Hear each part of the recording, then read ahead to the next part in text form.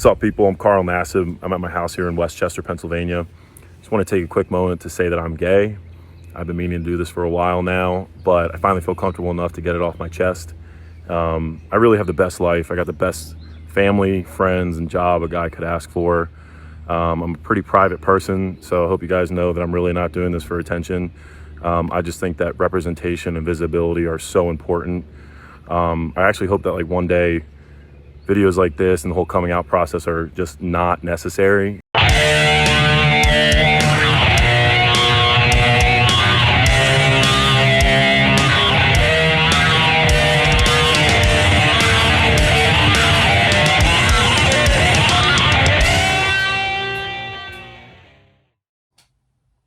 Hey, for those of you who don't know what that is hello in Swedish. Thanks for joining me here on another edition of Todd's Takes. I want to thank everybody for all the comments that we got and the positivity that we got on the first one. Today's topic, I think, is an important one, so that's why I chose this particular conversation. We are going to talk about a young man named Karlos Nassib. Karl is a American football player. He plays defensive end for the Las Vegas Raiders, and he recently announced on his Instagram that he's gay. What's up, people? I'm Karlos Nassib. I'm at my house here in Westchester, Pennsylvania. Just want to take a quick moment to say that I'm gay. I've been meaning to do this for a while now, but I finally feel comfortable enough to get it off my chest. I actually hope that one day videos like this and the whole coming out process are just not necessary. But until then, I'm going to do my best and do my part to cultivate a culture that's accepting, that's compassionate, and I'm going to start by donating $100,000 to the Trevor Project. And this makes him the only NFL football player who has come out as being gay while he's still playing. Others have come out after they've retired, but he is the only active gay NFL football player. A little bit of background on Karlos Nassib. He is 28 years old.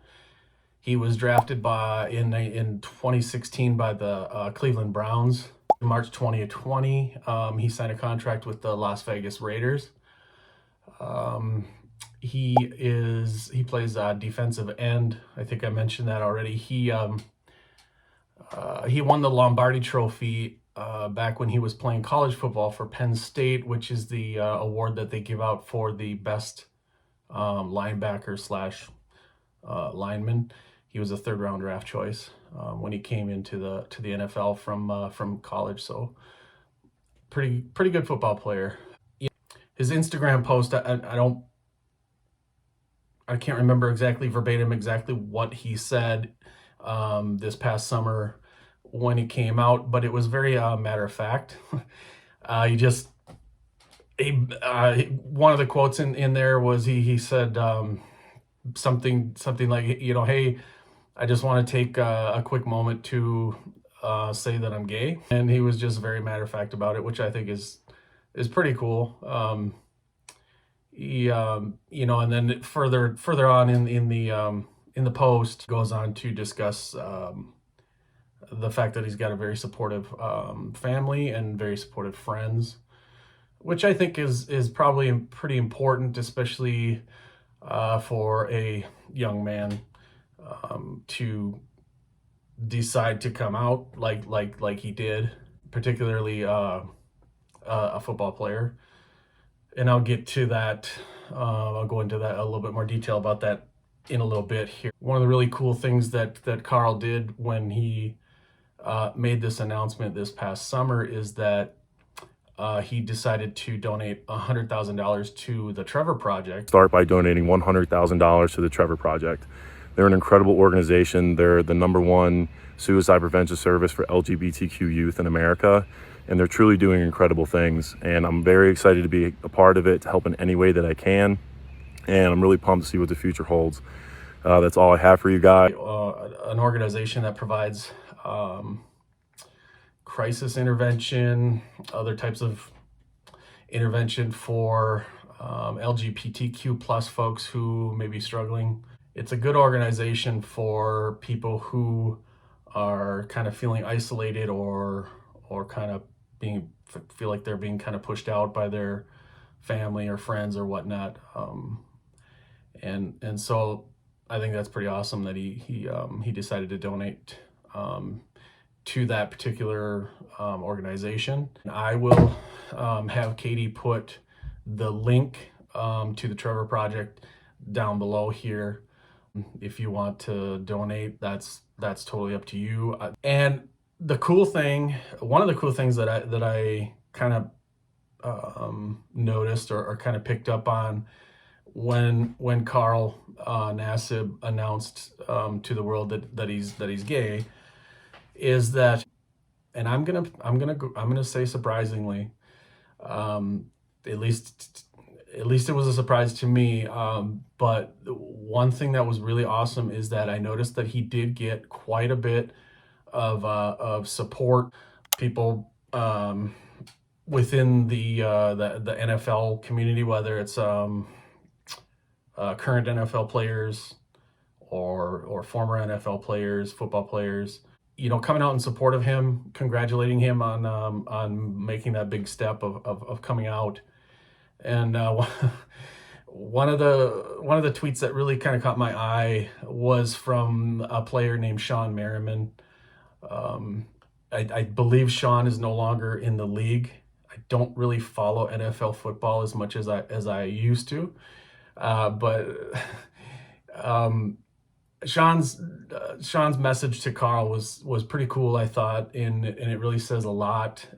He basically said congrats, and he just kind of made the point that he said something to the effect of, well, for the most part, the only thing anybody really cares about is whether you can play or not.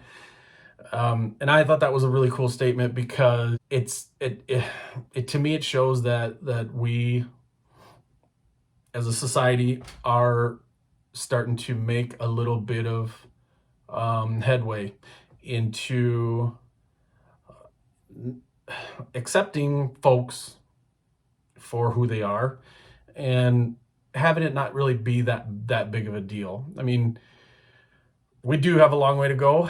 I wish we could get to a point, at least in my lifetime, the rest of the time that I have on this earth. It would be nice if we could get to a point where folks don't even have to necessarily come out. It can just be something that they're comfortable with. They're comfortable with who they are, and they're comfortable with themselves, and others around them are comfortable with who they are. And it's not something that necessarily has to be a big story, but of course it is kind of a big story, because like I already talked about, Karl is the only active NFL player who is out as gay. Now, if you want to look at it from a numbers perspective, there's 32 teams, I believe, in the league. And the current active rosters, I think, is somewhere around 53 players. So do the math. I'm not very good at quick math. I'm not gonna throw out a number for you, but point being is that it's my belief, and I'm pretty confident in saying that while Karl is the only active player who is out, I'm sure there's quite a few NFL players who also are gay, but they're just not out, and for whatever reason they want to remain closeted. I don't even know if that's really an acceptable term anymore. If it's not, I apologize. But I guess the point I'm trying to make is that it's great that Karl has done this, and I hope he's sort of opening the door, so to speak, for others to come forward if they want to, if that's something that they're comfortable doing. But I think we've still got a long way to go. The reason why I wanted to talk about this, or one of the reasons why I wanted to talk about this, is because it really reminded me of the time in 1998 when Rob Halford For those who don't know who Rob Halford is, he is the lead singer for a British heavy metal band called Judas Priest. A lot of you probably have heard that name before, at least in passing, maybe. Judas Priest is a very, very well-known, very well-respected heavy metal band. They've been around since the late 60s. They are still active and touring. Not that that really has any meaning or bearing on this conversation, other than it was kind of the same thing for Rob when he came out back in the late 90s, in terms of folks from the music community, the entertainment community, the more importantly, specifically the metal community. And why I emphasize metal communities, because heavy metal, unfortunately, heavy metal, as well as a sport like football, it's there's a lot of this sort of this macho kind of attitude within those ranks, so to speak, where it's NFL football it's very male dominated. Heavy metal has been kind of turning the corner a little bit. There's not so much of a sort of, it's not as male dominated as it had been in the past. There's quite a few female heavy metal artists that are very well respected. However, in 1998, it wasn't like that. But Rob Halford did get a lot of support from the metal community at large. And I think it's really cool that two people whose professions are surrounded sort of by this like male macho kind of, I'm a burly man, I play football and I listen to metal. It's pretty cool that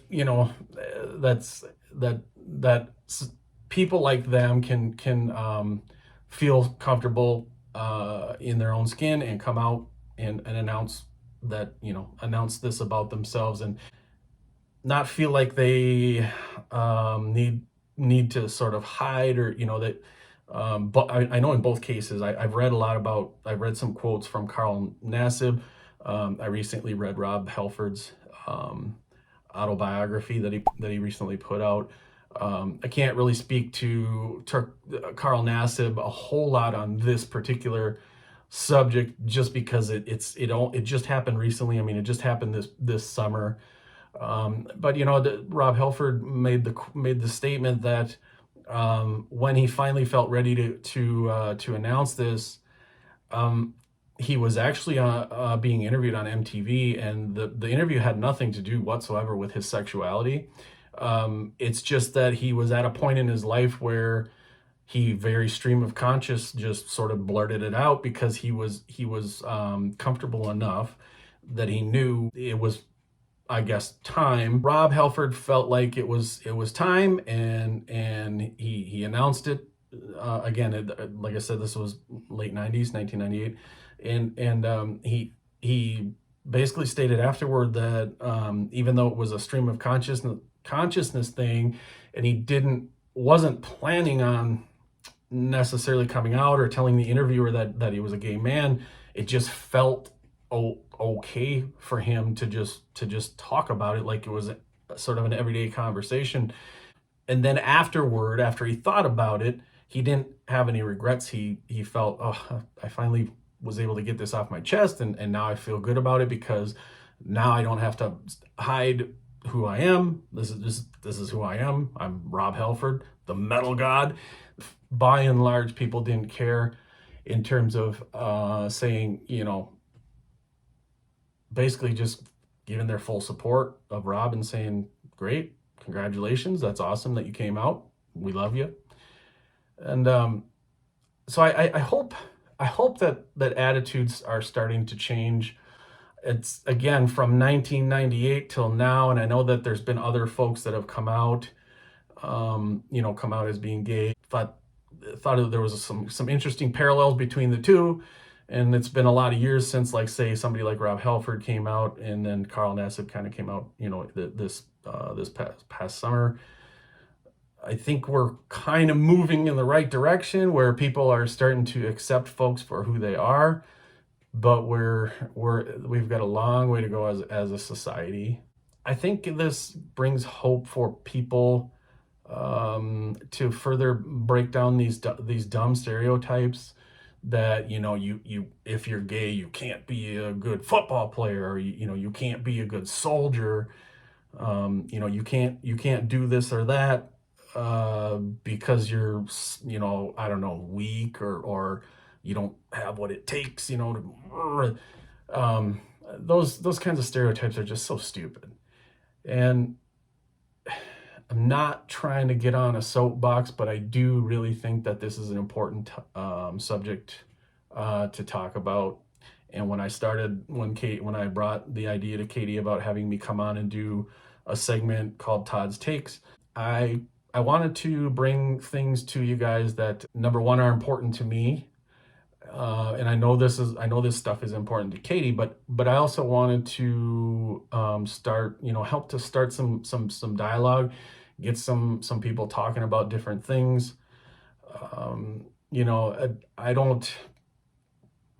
I guess my take to kind of wrap this up is that I want to say congratulations to Karlos Nassib for coming out. I think it's extremely brave of somebody who has the profession that he does, to come out as being a gay man. I think it took a lot of guts, a lot of courage. My hat is off to him. I haven't watched or paid much attention to professional football for quite a few years now, but I'm sort of I kind of watch from a distance now, and I will definitely be rooting for Karlos Nassib throughout his career, and I'm definitely going to be rooting for the Las Vegas Raiders, going forward. I wanted this topic, or this segment of Todd's Takes, to be more of a positive thing, and just kind of throw some support toward people who are either have come out recently, or people who are thinking about coming out but they're just not sure. But I would be remiss if I didn't mention that there was recently an investigation into the Washington football team. The NFL was conducting an investigation on the Washington football team, and within their investigation, they uncovered a bunch of emails that were going back and forth between a guy named John Gruden, who happened to be, at that time, he just happened to be a color analyst for ESPN. He was a coach at one time. I believe he won a Super Bowl with the Tampa Bay Buccaneers. Doesn't matter. He had sent a bunch of emails to another person who was working for the Washington franchise at the time, and this utter piece of garbage was sending emails back and forth to somebody where he was using extremely racist language, extremely homophobic language, and extremely misogynistic language. And again, it's not that is not just something that infiltrates an industry like pro sports, or specifically the National Football League, or football in general. I worked for almost 20 years in a male-dominated field. That kind of stuff was prevalent within that industry as well. It's prevalent within other industries. My point being is that John Gruden, who sent all these horrible emails, was a color analyst for ESPN covering the NFL. I think it's like 85% of NFL players are people of color. A lot of them are African American. Again, we don't know about how many people within the NFL, whether it's players or people in management or what. We don't know how many of them are gay males. My assumption is that there's a lot. This guy was sending these horrible emails, calling people certain words that knuckle draggers use to describe gay men. I'm sure you can figure that one out yourself. Well, this was while he was a color analyst working for ESPN. Fast forward to like 4 years ago, John Gruden got a job back coaching again for who else? At that time, the Oakland Raiders, but then they recently moved to Las Vegas. And he was the coach of Karl Nassib up until a few weeks ago. When this investigation happened and they uncovered all these emails and found that this coach, who claims he's not racist, he claims he loves everybody, but the proof is in the pudding, and his emails clearly show that he is a racist and he is a misogynist and he's homophobic. And kudos to the Las Vegas Raiders for making him resign.